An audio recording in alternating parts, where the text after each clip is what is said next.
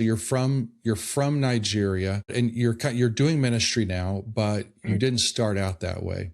Kind of give me a little high level take on where you were and then how you pivoted into ministry. Thank you. I mean, it's always very, very interesting. I've always been an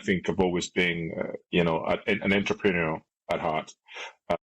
Pretty much, into the tech world. I built a tech company that was doing quite well. We were pushing at the time document management solution in governments in Nigeria, governments in Ghana, governments in other countries in Africa, and also in the UK as well. And just regular going to church, like everybody else goes to church. And I remember there was a time where the leader of the church at the time they were building like a new building. They had gotten to about 70% of the building, 70 to 80% of the building. And then the contractors who were working suddenly just abandoned the project that they couldn't. They felt there was so much contention going on with that structure. So, the leader of the church at the time had set up a little committee of leaders of the church, like elders of the church. And when I say elders, I was young. I was probably I was probably in my 30s, early 30s at the time. And the people in the committees were probably about maybe in their 50s and 60s. But I was the youngest amongst them. And the idea was just to ensure that they see the finishing of that building. And so I would go to the buildings to go inspect what's going on at the buildings. And then give the report to the older ones, and then they will pass the report to the pastor.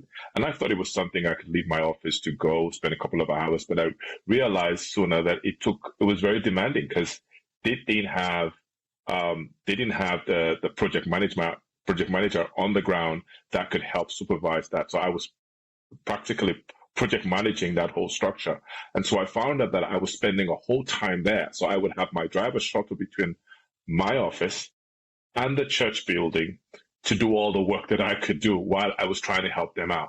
And so one of those days, the pastor of the church just drove by just to inspect himself and met me there. We chatted for a few minutes, but just noticed that while he was talking to me, everyone on site was coming to me and talking to me like you would talk to the project manager.